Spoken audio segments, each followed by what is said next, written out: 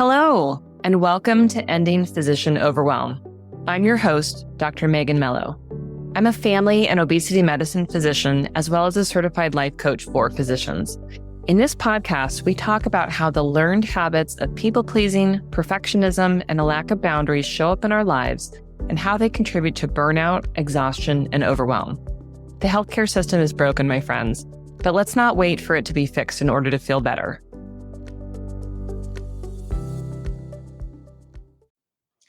Well, hello, and welcome to another episode of Ending Physician Overwhelm. I'm your host, Dr. Megan Mello. Today, we're going to talk about what I'm calling the in-between emotions. And, if you're listening, I, like you, am a practicing physician. I consider myself a recovering perfectionist. I would like to be a recovering workaholic, but I don't feel like I can quite call myself that yet.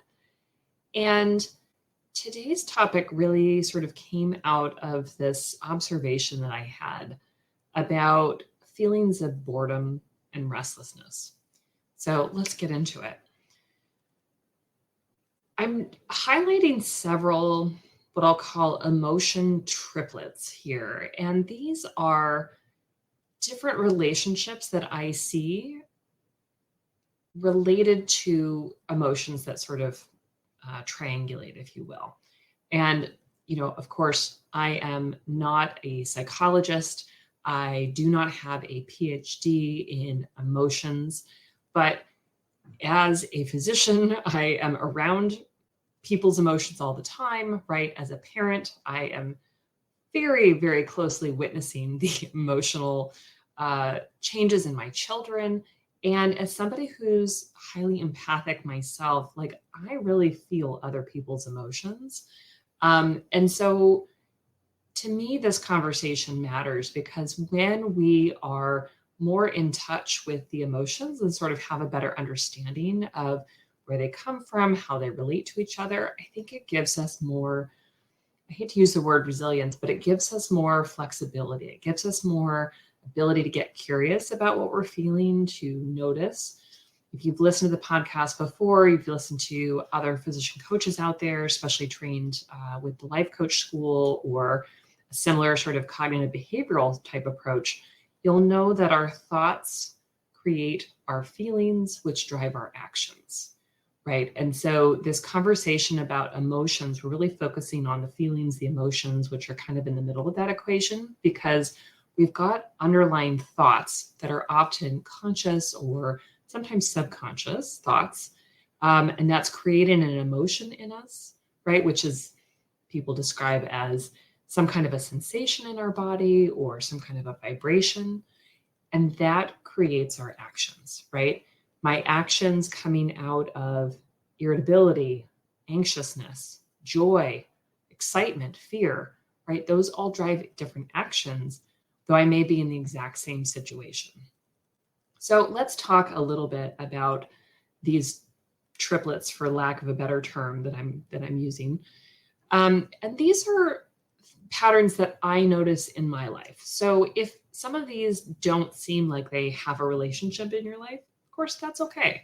But I invite you, especially if you've never sort of thought about it before, to just consider whether or not this pattern is also going on for you, because I don't think that I'm out in left field here with connecting these emotions to one another. But again, I am not a psychologist. So here we go.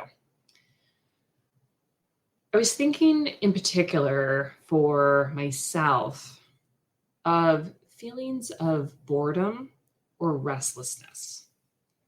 And of course, I notice this in myself periodically, especially around times where I'm sort of waiting for someone else to do something. So it might be that I'm going to see a patient, but they haven't arrived yet and they're running a little bit late, or maybe they didn't do the form that is somewhat necessary for me to see them, or maybe I'm waiting for my kids to get in the tub or out of the tub, or something along these lines. I'll often find myself feeling bored and restless. And, there's this sense of, usually for me, I don't necessarily want to start a new project or pick up a book because I know I'm about to be interrupted, but there's just this kind of negative feeling in the middle, right? This boredom, this restlessness. And as I thought about it more, the sensation of boredom or restlessness lies between two other emotions. One that I have felt quite frequently, being hurried, being busy, being overwhelmed, maybe, and an emotion that I would like to feel more of in my life, which would be calm or restful. Interestingly, as we kind of think about these relationships, right, between I'm gonna go with one emotion. So because I'm giving you sort of multiple on each level, if you will. But if if at one level I'm busy, right? If that's kind of the top negative emotion, busy in a kind of a negative way, in a difficult way. And in between that is restlessness. And at the other end is calm, right? If we sort of see that as again, a triangulation or, a spectrum of, one emotion on one side, one emotion on the other.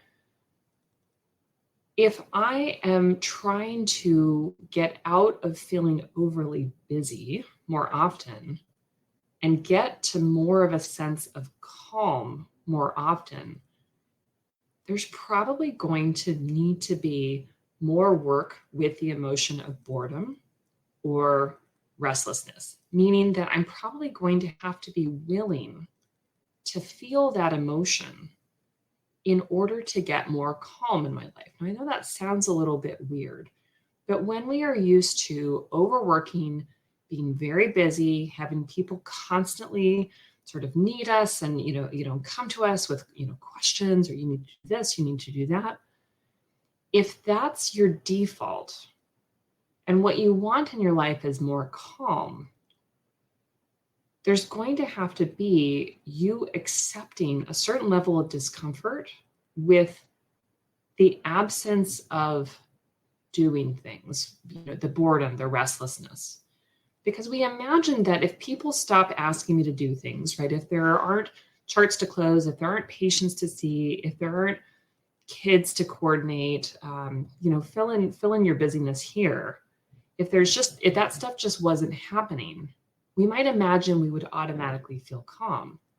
But if our nervous system is conditioned to constantly feel busy, overwhelmed, hurried, rushed, the absence of those things, those circumstances, right, the people needing us, doesn't create calm. In fact, it probably creates some discomfort if there's quote unquote nothing to do, right? And that feeling, that discomfort, right, is boredom, is restlessness, because we're so used to doing, right? That busy hurriedness. And what we want is calm. What we want is a sense of ease and relaxation. But we don't move from busy, hurry into just magically calm. Our bodies are too used to feeling busy, right? Again, it sounds a little strange to think about it, but I see this a lot where people are wanting, physicians are wanting to feel calm. But when we get to that place where we might feel bored or restless, let's say you have an afternoon to yourself, there's nothing to do, there's no demands on your time, and you want to feel calm, but suddenly you find yourself giving yourself assignments and tasks because your body and your brain are so used to doing, that you can't tolerate the calm. You can't tolerate the absence of things. There's part of you that feels that that's wrong. Again, that's this boredom or restlessness. I think that we have to be willing to sit in that sensation, to be able to feel bored without trying to fix it, without trying to do something about it,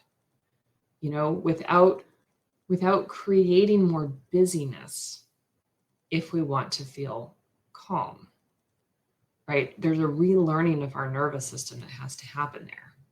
And it may not be so wired into your nervous system, but for so many of us, it really is. We're just so conditioned to be in the busy that we lack the ability to be in the calm without some practice. Let's move into another one of these triplets. So the middle emotion here, I'll call frustration or resentment. Okay. And what I'm putting at sort of the top negative emotion underlying the frustration, the resentment, is a sense of feeling undervalued. And often what we are wanting is to feel valued, to feel generous, to feel like we have bandwidth, perhaps. So let's unpack this triplet a little bit more. When we are feeling resentful or frustrated, what's typically going on? I know for me, if let's say my kids are asking me to do all sorts of things, including all sorts of things that they are now old enough to do on their own. Can you tell I've had a bit of a weekend?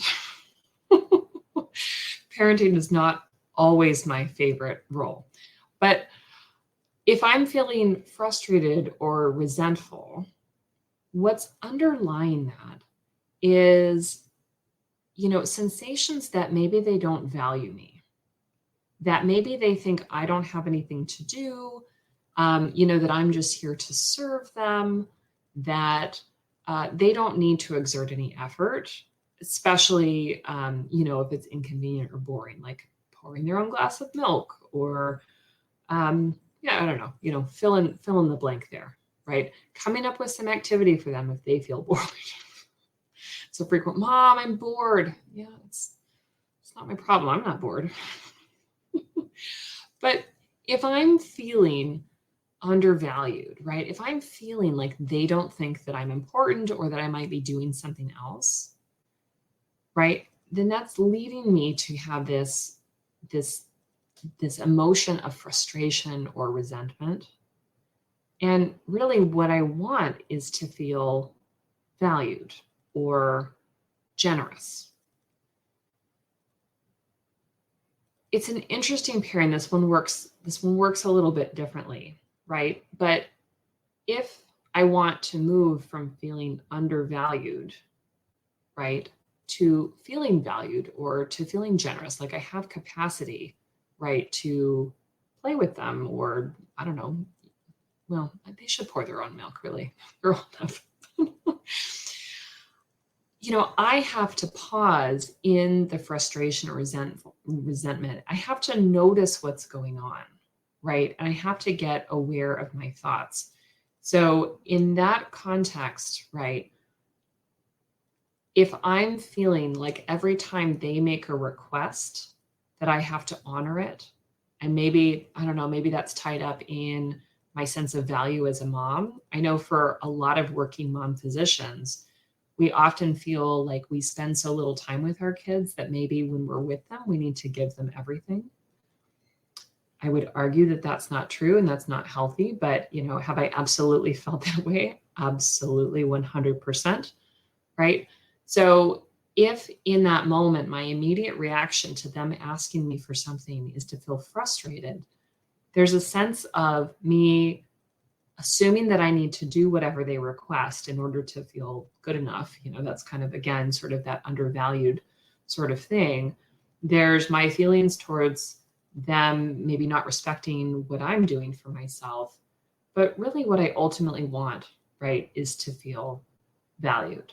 So I've got a little bit of work to do on my own thoughts as relates to this sense. And again, this triplet is a little bit different from the first one, but it's an opportunity when we feel frustrated or resentful to figure out, do I need a boundary here? Is there something I need to communicate to somebody else? Because often when I'm feeling frustrated or resentful, there's a boundary that needs to be there, and it's not currently there.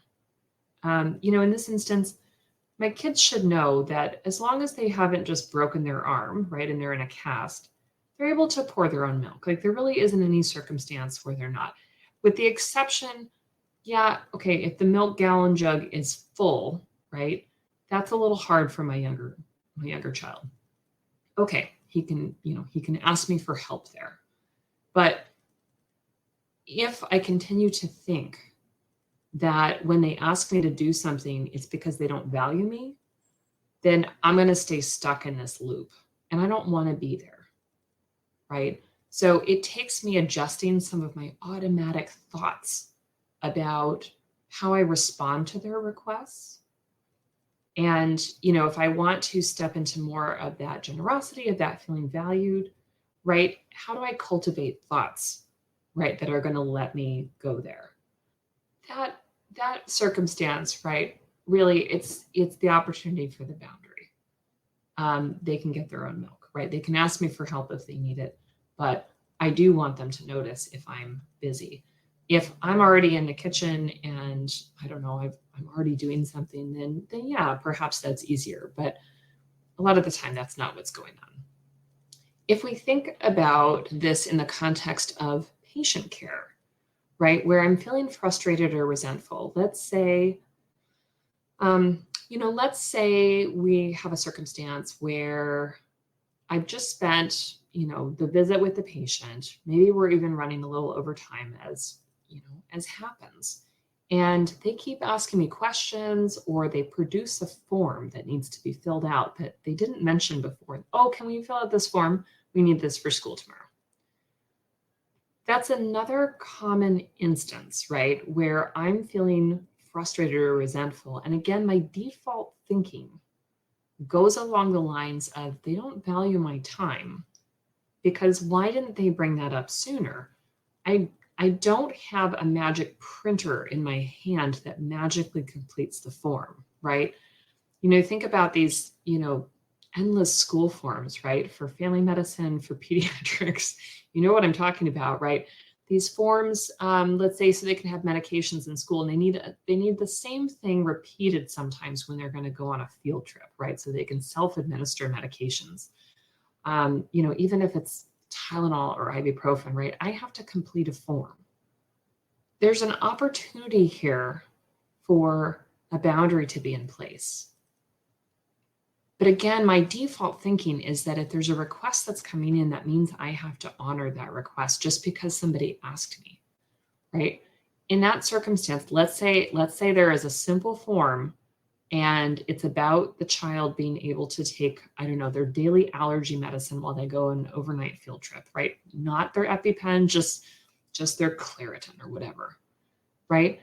What I might do in that circumstance is to have the parent step out into the lobby, right, and complete the form. And then they're going to have to wait until I'm done with my next patient if they want me to sign it. So, or I could say, you have to drop that off at the front desk and we'll have it ready for you tomorrow. Depending on the circumstance, in the family, I might just sign the form and say, will you please fill in the details? I might just write, Claritin 10 milligrams, and then sign my name and say, you need to fill out all the rest of this information or take it out to the front desk. There are different ways to handle that. But so long as I feel like I can't have any boundaries, I'm never going to feel generous or valued. So again, sort of think about this relationship. And I love pointing this out to people. When we are feeling frustrated or resentful, that particularly is often an opportunity for a boundary. And it has to do with us feeling like somebody is not respecting us, not valuing us, and us having sort of default thinking along the lines of, I have to do everything that the patient requests. I have to do everything that my kids request. Fill in the blanks for your own situation. Okay, let's look at another one that I came up with. The emotion in the middle is anger. And this one sort of comes out of some awareness we have, right? That when someone is having an anger reaction, anger is considered a secondary emotion. All right. That much I've gleaned from all my reading and emotions. Anger is a second emotion, and it's often covering up something that's more primary. Common would be fear or threat, right? If I'm afraid of something or I'm feeling threatened, I may have an anger response. Let me think of a circumstance. Where would I be feeling fearful or threatened? Okay, I'm going to give an example of my patient tells me that they have been taking some compounded medications without telling me. And they're now telling me, and this happened to me earlier this week, where she told me she was taking basically compounded tirzepatide, which is the generic name for Zepbound, which is one of our newer weight loss medications. She had been on this when we had talked about her labs before, which she had some prediabetes. And she'd had some prediabetes several years ago. This is a convoluted story, but she told me this week that she had been taking that compounded tirzepatide, getting it off the internet as people do. And so she hadn't started on the medications that I had prescribed for her. So I had given her some metformin, I had given her some torvastatin. She didn't start those because she didn't tell me about the tirzepatide. And when she got home, she realized that she was not sure if there might be some interactions, Granted, didn't ask me about any interactions with any of her other medications that she's on chronically already. This was just out of the conversation. And, I did notice that I initially felt a little bit angry that she hadn't mentioned it to me. I mean, we'd had a whole 30-minute conversation about her abnormal labs. And this is someone who has been struggling with some relatively young onset memory issues and a family history of young onset Alzheimer's. She's been very worried about her memory, but meanwhile, didn't disclose that her prior labs had, showed high cholesterol and prediabetes years ago.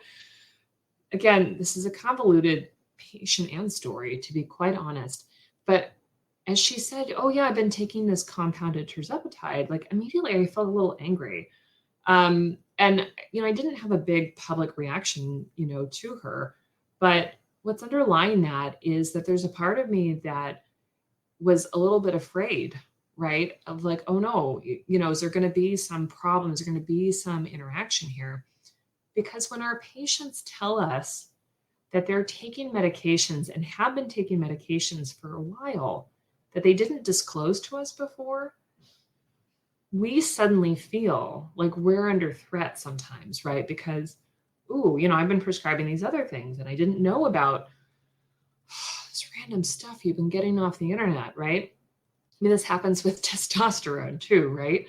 There's all sorts of medications that people are just getting in random places. And, in the instance of tirzepatide, that wasn't likely to interfere with anything that we were talking about. But still, let's say she had some kind of a bad outcome, right? And I didn't know what she was taking. And let's say that there could have been some interactions with the medications that she was on. And again, I didn't know about it. I would have immediate sort of fear about that, because what if I got named in a lawsuit, even though I had nothing to do with it?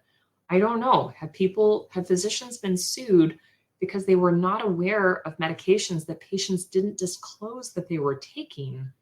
And some bad outcome, probably. And I don't feel like I did anything wrong there, but you can see, right, our intense fear of lawsuits, of litigation, because we know that we don't even necessarily have to do anything wrong to be named in a lawsuit. That underlies the anger, right? Fear, threat. Now, in that particular circumstance, I know that molecule, tirzepatide, doesn't really interfere with other medications. There aren't really interactions. It's just kind of a different beast. But there could have been any number of things that she was, taking that there might have been interactions. There might have been dangerous interactions. So we've got this anger response, right? And the anger response is pointing to something that's underlying it. And my desire in my practice, right, in the practice of medicine, is to feel safe, is to feel valued, respected, to feel like I have the knowledge to take care of somebody safely. To feel, this is something that we don't necessarily have. I'd like to feel safe from litigation. Now, I don't control whether or not somebody, puts a malpractice suit in front of me. I don't control that. What I do control, right, is how I choose to operate, how I choose to take care of patients, the sort of the risks that we take, frankly, because we are taking risks every time we see a patient, to be quite honest. But as long as I feel like I'm practicing with integrity and, ethically, my chance, right, I'm controlling my chances as much as possible. But again, in this situation, right, what I want is to feel safe in knowing that I have the knowledge to be able to safely provide care for my patient. And when she disclosed that she was taking something that she hadn't told me about before, right, I've got this in-between emotion of anger, because underlying that, I'm feeling threatened. I'm feeling like, oh, you've just put me at high risk here to be sued, even though, again, this is our irrational brain. Just thinking that we're always on the verge of being sued, which, is probably not really the circumstance. But you can see here how anger is in between these other emotions. And with all of these little triplets that we've been talking about, there's an opportunity that when we notice these in-between emotions, right? Boredom or restlessness, frustration or resentment, anger, that there's some pause there to be made to find out what's underlying that, right? There's a different emotion, right, that this is covering up, and this feels like it's keeping me from the emotion that I want, right? Feelings of calm, feelings of being valued, feelings of being safe or respected. It's really important that we're able to see these relationships, right? Because often we won't have adequate information if we just feel those in-between emotions and we don't get a little curious there, right? If I'm feeling resentful, right, that's an opportunity for me to pause, to notice what's going on, right? To notice that I'm feeling undervalued, to question what those thoughts are, and be able to figure out, do I need a boundary here, right? When I'm feeling restless or bored, right?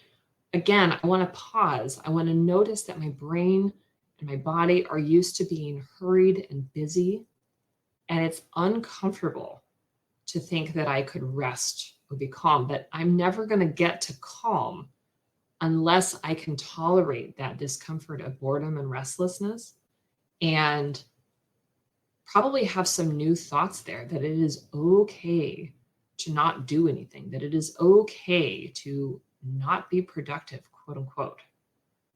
I'm going to need to go through that in order to get to a place where I can feel more calm more often. If I want to feel valued and respected, right, I'm going to need to understand sometimes what my anger is coming from, rather than just judging it and feeling like, oh, I shouldn't be angry, or I don't know, just blaming the patient, right? How dare she not tell me? Well, I can think of a million reasons why she didn't tell me, right? I'm sorry that she didn't tell me. Thankfully, nothing bad has happened to her. But I can see where my brain just went to, ooh, you might be unsafe here, right? Because you're a physician, you can get sued. You can get sued for a bad outcome that you have nothing to do with, quite frankly, right? If I want to feel valued and respected, I'm going to have to accept that some of the time I'm not going to have all the information, and I'm going to have to trust myself that I act ethically, that I do the best I can with the information that I have, that I try and be thorough and complete, and to still accept that some people are not going to be telling me the truth about what's going on. That's just the reality. That's just the practice of medicine. If you work in a field where nobody ever lies to you or fudges the truth or doesn't, tell you all their medications, I question what's that specialty. It's probably one that doesn't have any contact with patients. But I'm curious now, so let me know. When we are in a place of wanting to have fewer hours, few hours spent in difficult emotions, we're going to need to be able to sort of navigate these triplets, these hierarchies, whatever you want to call them, right? We need to think of them, maybe a spectrum is kind of the more appropriate term, right? We don't just go from feeling hurried and busy to calm, right? There are stages in between that we have to cross through. And it's going to involve some reframing of the thoughts that we have, because otherwise default brain is going to say, listen, who you are is somebody who keeps busy. And if you're not busy, then you're not being valuable. If you're not being valuable, then people are going to know that you're less than, right? It's that whole imposter syndrome cycle. And all you want to do is rest. We have to reframe our thoughts about times that we aren't doing anything in order to feel calm, right? We have to move through that to be able to get there. I'm going to wrap us up here, but I hope you can see how the relationship between these different emotions is working. And, I invite you to reach out to me and, I don't know, share your thoughts with me. You can email me at Megan, MEGAN, at healthierforgood.com. I'm curious to see what you think about these spectrums, these triplets, whatever we want to call them, because I'm going to have to chew on this a little bit more for myself as well. But really, it's about growing through what we have experienced before, right? So many of us have been spending years and years feeling overwhelmed, overworked, feeling like we have this workaholic perfectionist streak, right? And for so many of us, it is wired into our nervous system that that's the only way that we are valuable. And we need to unlearn that. And so understanding the relationships between these different emotions that come up is really important, right? If you can't see that feelings of boredom and restlessness sort of have to come in between, feeling hurried, busy, overwhelmed, and feeling calm, then you have to learn how to allow the boredom, allow the restlessness to be there. I just don't think there's any other way. But again, if you're smarter than I am and you have a different way, then I'm very curious to know what your answer is. My friends, thank you as always for tuning in. I want to give a quick shout out to one of my listeners up in Canada for becoming a paid subscriber to the podcast. As I have mentioned before, you can support the show by making a small monthly contribution. That helps to offset some of the costs that are associated with producing the show. I have to, pay the Buzzsprout people to host the podcast so it can be out on the podcast players. I have to pay for some of the equipment that I use to record. I don't pay myself for recording for you, but that's okay. Pay myself for plenty of other things. So if you would like to become a paid subscriber, I would love to have you join, and you can click the little button at the bottom of the show notes that says support the show. $3, $5 a month. Anything that you choose to contribute is really, really helpful. And it helps me to avoid the temptation of putting ads in here. I really don't want to put ads in here. But, I do want to make sure that I'm valuing my own time. And I hope that you do as well. That's it. I'll stop asking. Have a great rest of your day. Have a great week. And until next time, take care.